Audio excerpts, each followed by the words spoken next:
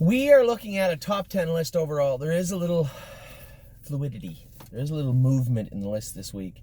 I had a tough time. Listen, I think it's fair to say it's April 1st. I'm going to say it because I think there's more than enough evidence to support it. This is the deepest crop of horses we've ever had. There's a number of horses on here that could be legit. And again, this is completely contingent on how well the other horses are training and how they'll race this summer in North America. So when I look at, the horses that didn't make our top 10 list, and I just wrote them down quickly, and it was unfair. I had 10 that didn't make it and could have easily made it, especially the way that they have been training lately. I'm going to give you just a quick look at who didn't make the list, and below these 10 are plenty of very, very good horses. Horses that didn't even make it on the below the 10 list. Momo, Northern Blizzard, Better's Hope, Lincoln Hanover, Rose Run Why Not, No Free Lunches looked good. Tanzanite Tricks has looked good. Can't Deny My Spirit, Argento, Holy Chick. I mean, there's a ton of, she should be on here. There's a ton of horses that didn't make the top 10 list, and the list below the top 10 that I just cut off is good enough to be as good as we could hope for. I mean, look, I'll just run through them quick without talking about them. Holy Chick, Braemar, My Jazz, Walk on the Moon. Mario Bergeron thinks is going to be our best horse. He's starting to put a lot of weight on and look healthy and look good. And I'm not going to argue with him. He could be right. He's not even in the top 10 yet. Could be. Isn't there yet. Keep an eye on him, I suppose. Holy Chick, Braemar, My Jazz has been fantastic. Maybe even won her last 4 sets or something. Warwi Was Up has been very good. Quietly for such a long time. Just fell out of the top 10, but could easily make his way back on there anytime. Well and Down was fantastic, her last bunch. That's My Girl looked great for James on what day? On Wednesday. Fantastic. Miss Meringue has looked great. I went with her the other day. Yeah, you beat by GW Chrome, but GW Chrome you're going to find, I suspect in the near future, is an extremely nice horse. And Miss Meringue was very good. Blue Monk, I actually took Blue Monk out of the top 10. He was sitting in 10th. I swapped him with another horse only because she's had a better overall training year. But Blue Monk is another horse, maybe like Walk on the Moon. I'm saying keep an eye on Blue Monk. Blue Monk looks great, is getting straighter, stronger, more confident, a little cocky, and is a very, very nice horse. So keep an eye on him. Then Tipsy and Dixie, Can't Muscle Me. Both these fillies have been lights out the last 2 months. The last month, anyway, for Can't Muscle Me. 2 months for Tipsy and Dixie. Those horses didn't make it into my top 10 list. So you can only look at the depth we have here. The amount of horses I didn't even mention. Cut the Line, First Glance, Broadway Roll. Adrenaline Rush won a set the other day. Eclair AM, who was number 5 or something in the top 10 list the other day. I don't even have her on here. And I can't. I'm looking at the bottom horse, Holy Chick. Eclair AM is fantastic, but consistency is important, and she can't get on ahead of those horses. It definitely is the deepest group we've had all year.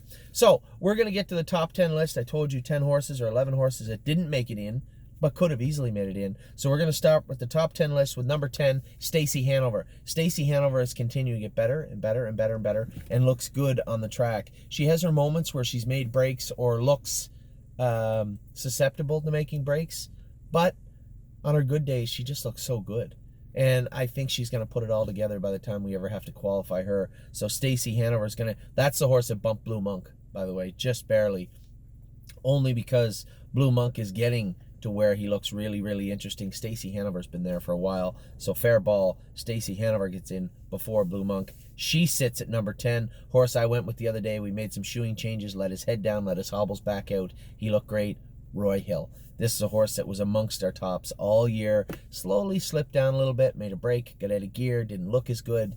I went with him the other day, and I thought he couldn't look any better. We put a set of flip-flops on Roy Hill simply because there's no reason not to at this point, and he looked very, very, very good in training the other day. I was extremely impressed with him. So Roy Hill is number 9. Number 8, you're going to see a lot of Ohio horses on here. We should have a great year in Ohio. Number 8, I'm a Lovely Lady. Trotted one of the strongest last halves by a 2-year-old that I've seen in quite a while. the week I went with her when she made that big move down the backstretch, looped over in front of where we was up, drove away from them. She looked rather impressive and belongs in number 8. This filly does have a ton to offer. When you look at the My MVPs our mares are about to have, we have My Jazz and we have I'm a Lovely Lady, both My MVPs, both extremely impressive looking horses so far.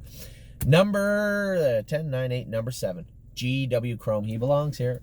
GW Chrome, I said to James the other day, James out with me, I said, you're going to love this horse.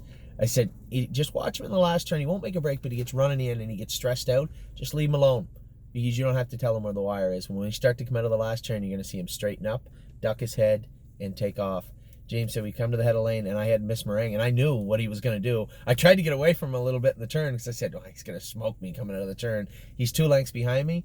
James said I just fed him the lines and tapped him on the tail. He inhaled Miss Meringue going under the wire and looked on. They both look great. She was going as fast as she could, but GW Chrome has got a big engine in him. He's a really fast colt. He's really put it all together well, and he looked great in training and has looked great. Just jogged his last 4 or 5 training sets, but has looked really good doing so. Next, War We Welcome. Finally got to see the old War We Welcome the other day. Mario moved her and just sat on the outside. If you watch her going into the last turn, you see her ears just tweak, just playing around. And then when Mario called on her coming out of the turn, gone. And looked very impressive. War We Welcome. Now starting to find her rhythm. Could have found her way a little bit further up the list, but been a little flat for the last month or so. She was coming off the virus, and Mario did the right thing. Has really been protective with her and with Walk on the Moon. And I think you guys are going to see you're going to see that pay dividends this summer. Number 5, Frilly Fringes dropped out of the top 3 only because she made a little break on Amy the other day, no big deal, and then trained good again on yesterday. She trained well again. But the 4 that are ahead of her have trained better this week. They've all been fairly consistent.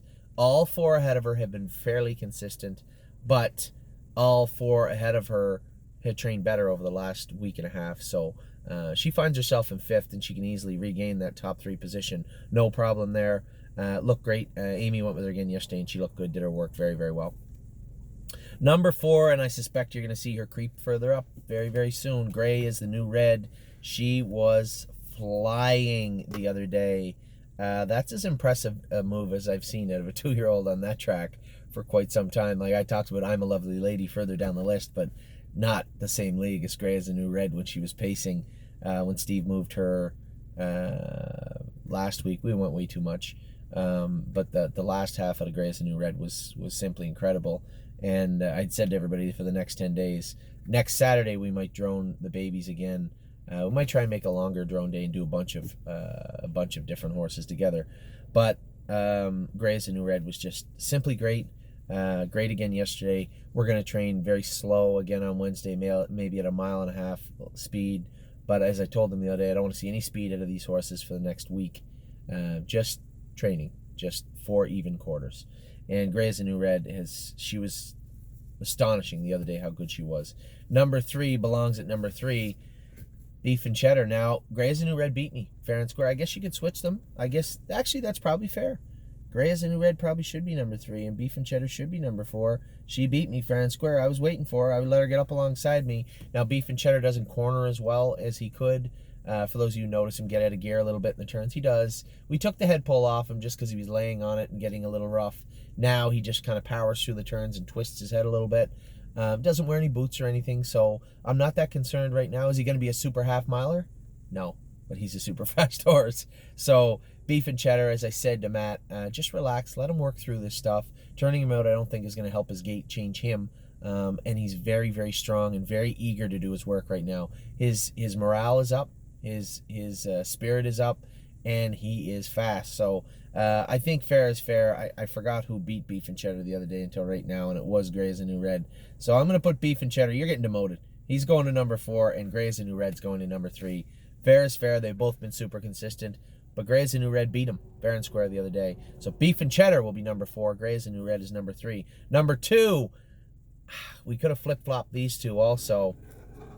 Only because Eternity Road is racing against pacers for the most part, training against our best pacers. So it's a little unfair, I guess, not to put him in number one. I didn't because the other horse hasn't been beat in a long time, and she looks great. Now, for those of you guys that know me, you know who I'm talking about. Number 2, Eternity Road. Number 1, Won My Heart, Hanover. Flip-flop them if you feel free. I know Eternity Road has been racing against training against tougher company, and has been excelling. The other day, that big last half, he kind of got lost a little bit. That's not a big deal. He was great in training yesterday, and I suspect he'll be great from here on out. He looks like $1 million.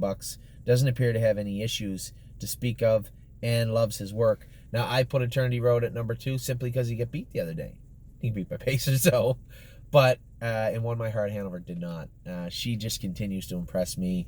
Is she overall a flat-out better horse than Eternity Road? Maybe not. I don't know. But she's handy. Handy filly. You see that move? She was sitting 6th the other day, and I just moved her over, and she just screamed past them in a matter of lengths. And then, but the most impressive thing happened right after that. Just came right to a stop. Boom. Just grab a hold of her. You can see her shake her head. She wanted to go on, and I just kind of snugged her up to let her know, you're not gonna. And she just settled and waited. And as soon as Kevin came, game on. And I love that about. It's not easy to teach horses that at all, and it's not something that's easily absorbed by the horses. But for the horses to be able to do that and do it in such an impressive manner, well, is impressive. And Won My Heart, Hanover just impresses me with her versatility and her intelligence on the track, whereas Eternity Road is just a big, powerful monster. And it's not that he's not intelligent in that way, but he doesn't grasp the training or what will come later in the racing like Won My Heart, Hanover. Horses like Blue Monk and Won My Heart, Hanover, intelligent-wise, are just a step above everybody else right now. They're the top 2 smartest horses we have. Just at their absorption rate, how much information they can take in and then actually retool the way they work on the track around that. It's truly incredible. And that's the only reason I'm putting Won My Heart, Hanover in the front. One, she showed incredible speed and tenacity, but most importantly, she is very intelligent. So Won My Heart, Hanover, number 1. Eternity Road, number 2. We've moved Grey as a New Red into number 3. Beef and Cheddar is 4. Frilly Fringes is 5th. Look how deep this top 10 is. War We Welcome. I've touted her as one of the best horses forever. She's in 6th. GW Chrome is coming on like gangbusters. He's been very, very, very good the last little while. He's in 7. I'm a Lovely Lady. Put in one of the most impressive training trips I've seen a trotter go here 2 weeks ago. She's in 8. Roy Hill's just a beast. He's been great. Now is learning to behave and actually be a racehorse. He's number 9. And then we just dropped Blue Monk at a 10. He'll get there. Stacey Hanover sticks to the top 10 list in number 10 just because she's been so good. When she's good, she's impressive. And when she's not, she's perplexing. But she's getting there and she's doing her work. So there's your top 10 list for this week from the stable.ca. We'll be back in just a minute. I want to talk about all the barns. I want to talk about all the 2-year-olds, all the 3-year-olds, all the stables. Be back in just a minute.